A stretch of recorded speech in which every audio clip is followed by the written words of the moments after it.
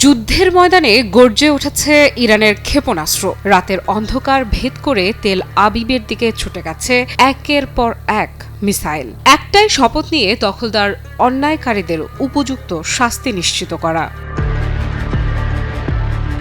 ইরানের ইসলামী বিপ্লবী গার্ড বাহিনী ঘোষণা করেছে শুরু হয়েছে অপারেশন ট্রু প্রমিস 4 অভিযানের 20তম ধাপ। এই ধাপে ইরান ব্যবহার করেছে তাদের নিজস্ব প্রযুক্তিতে তৈরি শক্তিশালী খেইবার মিসাইল। এ অভিযানে লক্ষ্য ছিল ইসরায়েলের গুরুত্বপূর্ণ সামরিক অবস্থান, বিশেষ করে ইসরায়েলের হৃদয়ে তেল আবিবের অঞ্চল।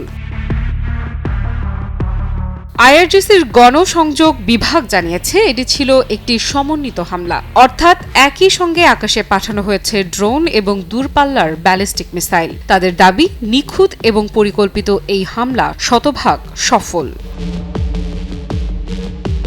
গত কয়েক সপ্তাহ ধরে ইরান ও ইসরায়েলের মধ্যে উত্তেজনা চরমে পৌঁছেছে। এরপর সাম্প্রতিক একের পর এক হামলা, পাল্টা হামলা, সব মিলিয়ে মধ্যপ্রাচ্য এখন বিশ্বের সবচেয়ে অস্থির অঞ্চলে পরিণত হয়েছে। ইরানের দাবি, ট্রু প্রমিস 4 শুরু হয়েছে যুক্তরাষ্ট্র ও ইসরায়েলের যৌথ আগ্রাসনের জবাবে। সেই হামলায় ইরানের সামরিক ও বেসামরিক স্থাপনায় আঘাত হানা হয়েছিল। তাই তেহরান বলছে এই অভিযান মূলত প্রতিরোধের অংশ। বিশ্লেষকেরা বলছেন, খেইবার শ্রেণীর মিসাইল ব্যবহার করা একটি গুরুত্বপূর্ণ বার্তা। এই মিসাইলগুলো মাঝারি পাল্লার এবং উচ্চ ক্ষমতাসম্পন্ন ওয়ারহেড বহন করতে পারে। উন্নত গাইডেন্স সিস্টেম থাকার কারণে এগুলো নির্দিষ্ট লক্ষ্যবস্তুতে অত্যন্ত নির্ভুলভাবে আঘাত করতে সক্ষম।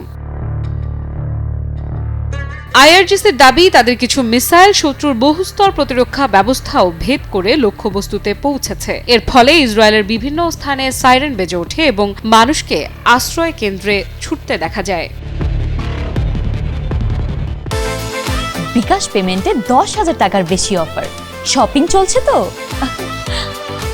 এর আগের ধাপগুলোতেও তেল আবিব, হাইফা এবং বেন গুরিয়ন বিমানবন্দরের মতো গুরুত্বপূর্ণ স্থাপনাকে লক্ষ্য করা হয়েছে বলে ইরানের পক্ষ থেকে জানানো হয়েছে। আইআরজিসি বলছে, এই অভিযান কেবল শুরু। তাদের ভাষায়, ইরানের সামরিক সক্ষমতার একটি বড় অংশ এখনো ব্যবহারই করা হয়নি। প্রয়োজন হলে আরও বড় ও শক্তিশালী হামলার জন্য প্রস্তুত রয়েছে ইরানের সশস্ত্র বাহিনী।